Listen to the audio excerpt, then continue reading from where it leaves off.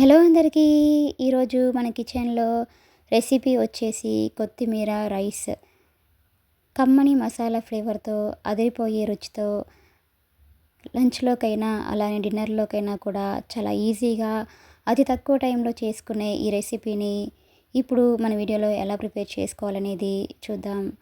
ఈ రైస్ ఆరోగ్యానికి చాలా చాలా మంచిదండి. ఇలా చేసి పెడితే పిల్లలు కూడా చాలా ఇష్టంగా కూడా తింటారండి. ముందుగా ఒక బౌల్లోకి 1.5 గ్లాస్ వరకు రైస్ని తీసుకోండి. దీనిలోకి వాటర్ని వేసుకొని ఈ రైస్ని 2-3 సార్లు శుభ్రంగా వాష్ చేసుకోండి.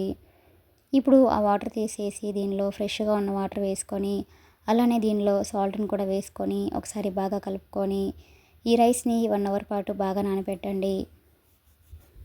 1 అవర్ తర్వాత రైస్ని ఇలాగా ఉడికించేసుకొని తీసుకోండి.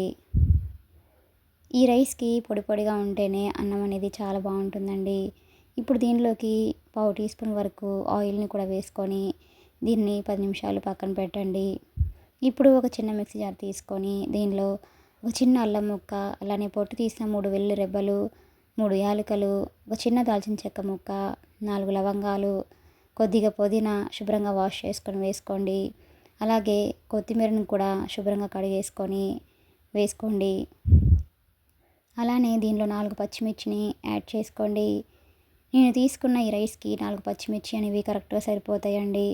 స్పైసీ ఎక్కువగా ఇష్టపడే వాళ్ళైతే పచ్చిమిర్చిని ఇంకొద్దిగా యాడ్ చేసుకొని వీటన్నింటిని మెత్తటి పేస్ట్ లాగా గ్రైండ్ చేసుకొని తీసుకోండి. చూడండి, మనకి పేస్ట్ అనేది ఈ విధంగా ఉంటే సరిపోతుందండి. ఇప్పుడు ఒక ప్లేట్లోకి ఒక క్యారెట్ని అలానే ఒక ఆనియన్ని, పచ్చి బఠానీలని కూడా తీసుకోండి. ఇలా పచ్చి బఠానీలని ఇలా ఒలిచేసి పక్కన ఉంచుకోండి. అలానే క్యారెట్ని, ఆనియన్ని కూడా సన్నగా చిన్న ముక్కలుగా కట్ చేసుకొని తీసుకోండి. ఈ రైస్లో బఠానీ అలానే క్యారెట్ ఫ్లేవర్ అనేది చాలా చాలా బాగుంటుందండి. ఎప్పుడు కొత్తిమీరతో చట్నీనే కాకుండా ఇలా రైస్ చేసి పెడితే పిల్లలు లంచ్ బాక్సుల్లోకి ఈజీగా క్యారీ చేయడానికి చాలా బాగుంటుందండి. ఇలా ఆనియన్స్ని సన్నగా చిన్నగా కట్ చేసుకొని తీసుకోండి. ఇప్పుడు స్టవ్ ఆన్ చేసుకొని ఒక కడాయిని పెట్టుకోండి.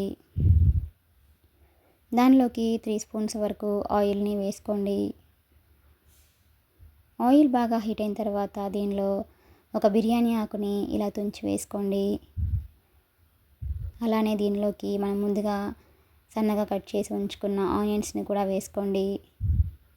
ఇప్పుడు మీడియం ఫ్లేమ్లో ఉంచుకొని ఈ ఆనియన్స్ని బాగా ఫ్రై అవ్వనివ్వండి. ఈ రైస్ అనేది ఆరోగ్యానికి కూడా చాలా చాలా మంచిదండి.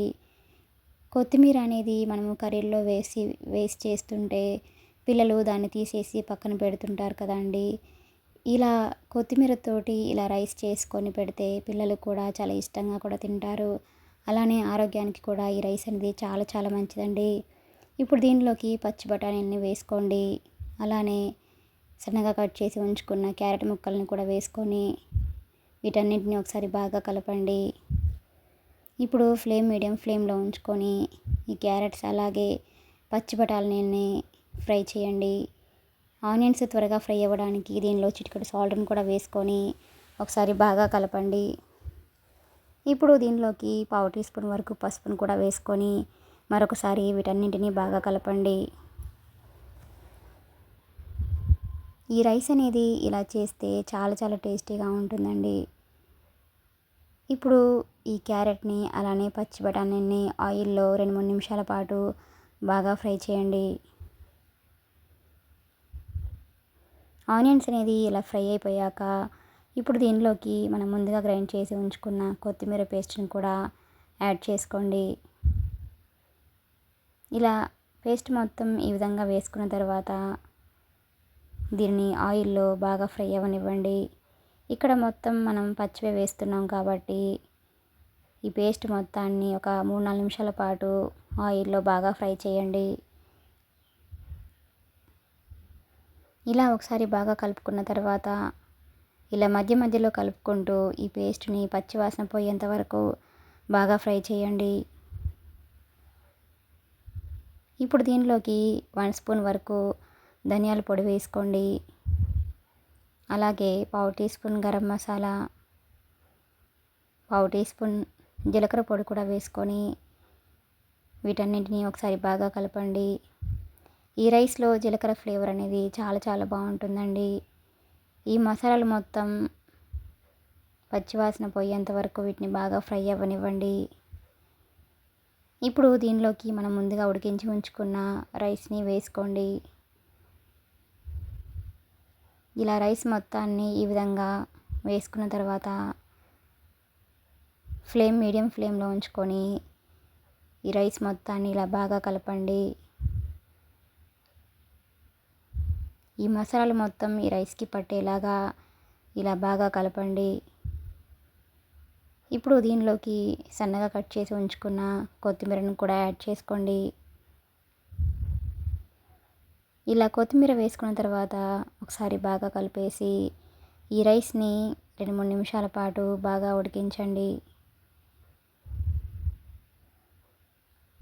ఈ కొత్తిమీర రైస్ అనేది ఇలా చేసి పెడితే చాలా చాలా బాగుంటుందండి.